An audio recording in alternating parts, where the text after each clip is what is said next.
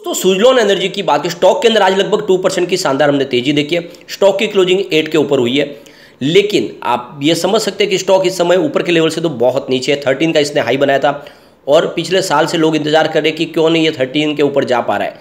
तो यहाँ पे जो सबसे बड़ी बात है कि सुजलॉन एनर्जी बहुत मजबूत अंदर से हो चुकी है।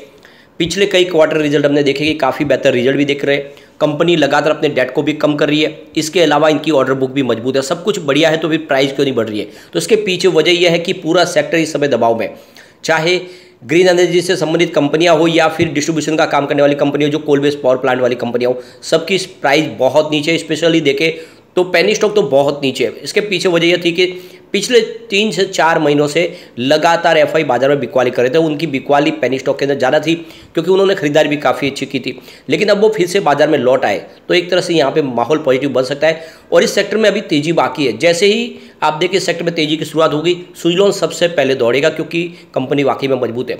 तो यहाँ पे 2-3 बड़ी अपडेट निकल के आ रही है जिनको हम एक एक करके डिस्कस करेंगे और जानने की कोशिश करेंगे क्या इस पेनी स्टॉक में इन्वेस्टमेंट करना चाहिए। सबसे पहले आज के ट्रेडिंग को डिस्कस करें। स्टॉक की शुरुआत 8.10 पर हुई, यानी पॉजिटिव शुरुआत हुई। कल की क्लोजिंग 8.05 की थी।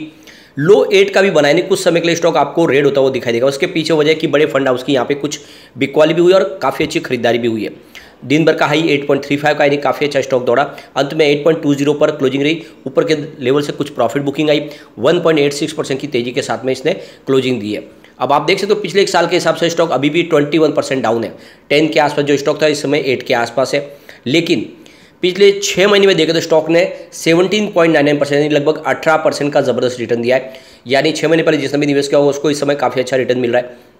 1 मंथ के हिसाब से भी देखें तो 1.23% की इस समय तेजी देखने को मिल रही है। और अगर सिर्फ पिछले 5 दिन की बात करें तो 3.14% की तेजी है।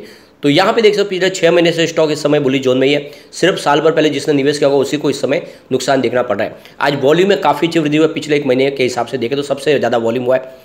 1 महीने पहले इसका 6 करोड़ का वॉल्यूम था। 2 करोड़ की डिलीवरी उठाई गई थी। 1 वीक पहले 5 करोड़ का वॉल्यूम होता, 2 करोड़ की ही डिलीवरी उठाई गई थी।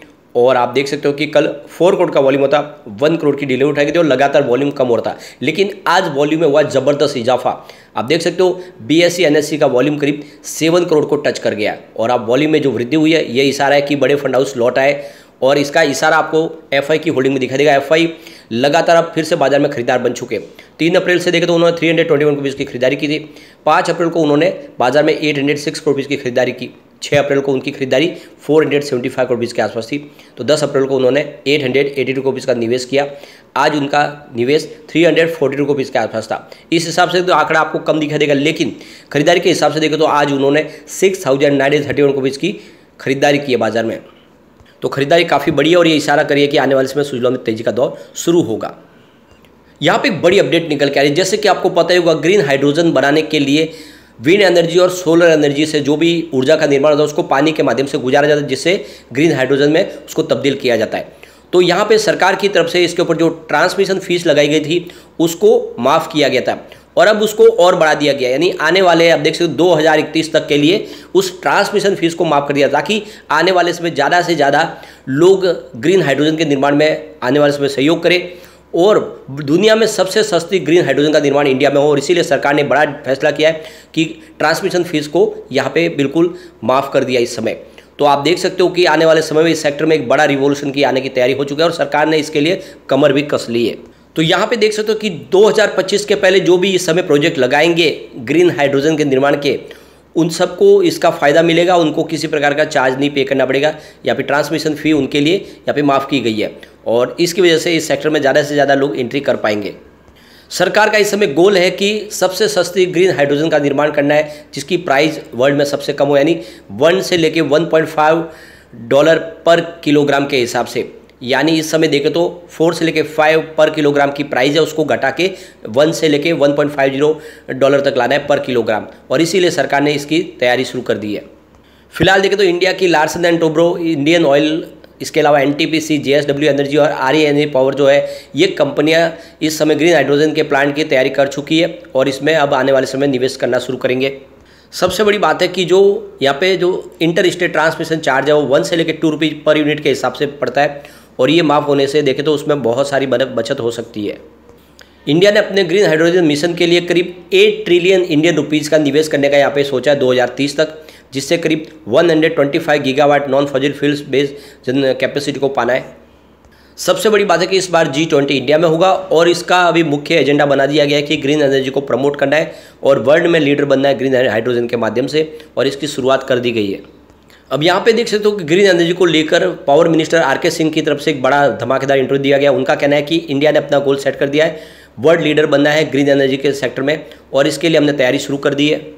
फिलहाल इंडिया की इंस्टॉल कैपेसिटी 177 गीगावाट है, जिसमें 6.8 गीगावाट की जो तो न्यूक्लियर पावर के माध्यम से है, और दूसरे विंड, सोलर और हाइड्रो प्रोजेक्ट और बायोमास प्रोजेक्ट के माध्यम से ये कैपेसिटी इंडिया ने पाई है। यहाँ पे इन्होंने एक बड़ी बात की कि हमने अरुणाचल प्रदेश से लेके कच्छ और कच्छ से लेके लेह लद्दाख कन्याकुमारी तक वन ग्रिड कनेक्टिविटी के माध्यम से आने वाले समय के लिए ग्रीन एनर्जी के सोर्स को किस तरह से एक जगह से दूसरी जगह उसको ट्रांसफ़र करना, उसके लिए हमने एक ग्रिड की व्यवस्था कर ली है। और आने वाले समय में आप देख सकते हो कि चाहे कर्नाटक में अगर बिजली का उत्पादन हो रहा है विंड एनर्जी के माध्यम से, तो उसको महाराष्ट्र में दिए जा सकता है, और महाराष्ट्र से में उत्पादन अगर होगा तो उसको हम गुजरात में पहुंचा सकते हैं। और इसके लिए हमने ग्रिड कनेक्टिविटी तैयार कर ली है, और इसके लिए आने वाले समय में ज़्यादा से ज़्यादा इस सेक्टर में हम और ज़्यादा ऊर्जा का निर्माण कर पाएंगे। सबसे बड़ी बात है कि हमने रूल्स और रेगुलेशन में बहुत सारा बदलाव किया, जिससे एक विजिबिलिटी आए और ज़्यादा से ज़्यादा निवेश आए। डिस्कॉम को भी हमने एक तरह से एडवांस टेक्नोलॉजी से लेस करना शुरू कर दिया। डिस्कॉम पहले देखें तो वहाँ पे बहुत सारी बिजली की लीकेज होती थी, वो भी कम होने लगी है।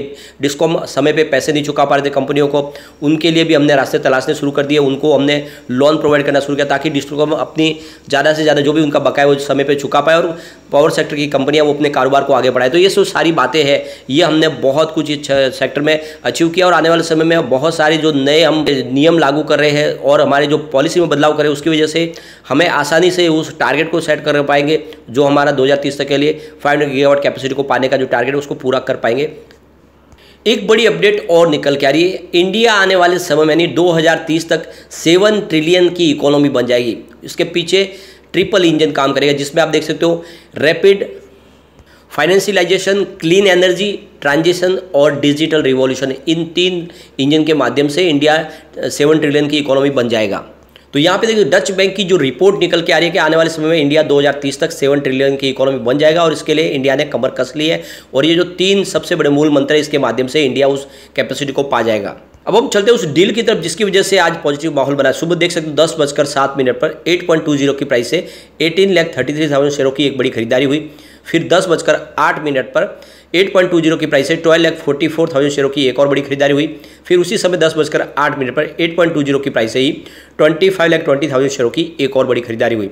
फिर 10:09 पर 8.30 की प्राइस से 13,92,000 शेयरों की एक और बड़ी खरीदारी हुई। उसके बाद देख सकते हो 10:25 पर 8.30 की प्राइस से 12,77,000 शेयरों की एक और बड़ी खरीदारी हुई। उसके बाद 10:41 पर 8.25 की प्राइस से 13,82,000 शेयरों की एक बिकवाली हुई। उसके बाद 11:10 पर 8.25 की प्राइस से 14,43,000 शेयरों की फिर से एक बड़ी खरीदारी हुई। उसके बाद 12:44 पर 8.25 की प्राइस से 15,24,000 शेयरों की एक बिकवाली हुई। और उसके बाद देख सकते हो 1:21 पर 8.15 की प्राइस से 18,81,000 शेयरों की बड़ी खरीदारी हुई है। तो ये तो आप देख ही सकते हो कि पूरे दिन में जो आज बड़ी डील हुई है उसमें आपको बिकवाली की डील सिर्फ 2 दिखाई देगी, बाकी सारी की सारी बड़े फंड हाउस की खरीदारी है। इसका मतलब ये हो गया कि एफआई बाजार में फिर से खरीदारी शुरू कर चुके हैं और उनकी खरीदारी सुजलॉन में भी आना शुरू हो गई है। तो आने वाले समय सुजलॉन की प्राइस डेफिनेटली बढ़ सकती है। यह वाकई में एक मल्टीबैगर बनेगा, लेकिन समय लेगा। अगर आप इसको 1 महीने 2 महीने के लिए इन्वेस्टमेंट करना चाहते हो तो आपको इसमें करना भी नहीं चाहिए इन्वेस्टमेंट, क्योंकि ये एक लंबी रेस का घोड़ा है। आने वाले समय एक बड़ा जबरदस्त रिटर्न देने को तैयार है, क्योंकि इसका सेक्टर बहुत बड़ा है।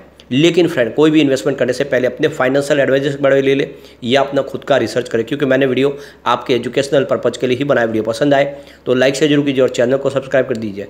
Thank you friend.